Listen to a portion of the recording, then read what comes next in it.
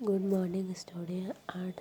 आज हम बीएसटी के फर्स्ट चैप्टर 2.2 यूनिट का फर्स्ट चैप्टर के बारे में पढ़ेंगे, जिसका नाम है सोल प्रोप्राइटरशिप। ठीक है, सोल प्रोप्राइटरशिप मतलब वो ऐसे इंटरप्राइज जो एक व्यक्ति द्वारा चलाई जाती है।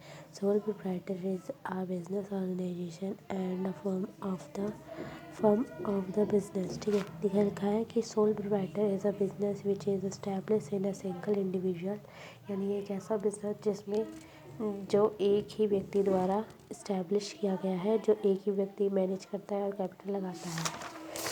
इसके फीचर्स क्या है? फीचर्स है इंडिविजुअल ओनरशिप, यानी एक व्यक्ति ही संभालता है, एक ही व्यक्ति ही ऑनर होता है इसमें। मैनेजमेंट एक ही व्यक्ति ही देखता है। और अनलिमिटेड लायबिलिटी, तो बिजनेस में अगर बिजनेस की जो कर्जा बढ़ गया वो चुकाने में असमर्थ है बिजनेस के सब कुछ बेच के भी, तो तुम्हारा घर भी बिक सकता है।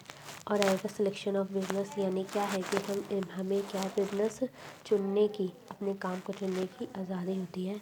और दूसरा सीग्रेसी एक ऐसा फीचर्स है जो किसी और में नहीं पाया जाता, बस इसमें पाया जाता है। हम किसी को अपनी बातें शेयर नहीं करते।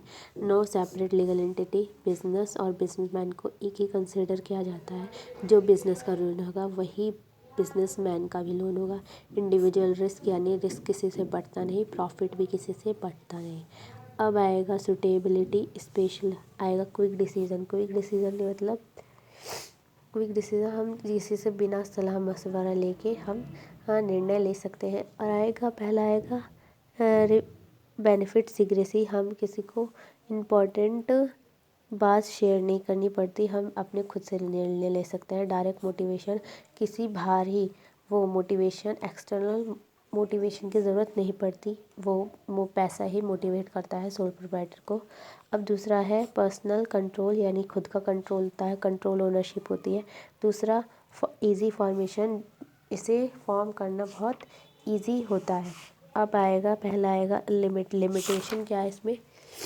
लिमिटेशन है कि अनलिमिटेड रिसोर्सेज होते हैं, कि जो सोल प्रोप्राइटर के जो पैसे होते हैं वो लिमिटेड होते हैं, किसी से लिमिटेड होता है, एक व्यक्ति कितना पैसा लगाएगा। और आएगा अनलिमिटेड लाइफ ऑफ बिजनेस, यानी जो सोल बिजनेस होते हैं, सोल प्रोप्राइटर जो होता है लंबे समय तक नहीं लेते, कि सोल प्रोप्राइटर के मरने के बाद वो बिजनेस भी बंद हो जाएगा। अनलिमिटेड लायबिलिटी अनलिमिटेड होती है, क्योंकि इसमें खतरा होता है हमारे घर के सामान बिक सकते हैं।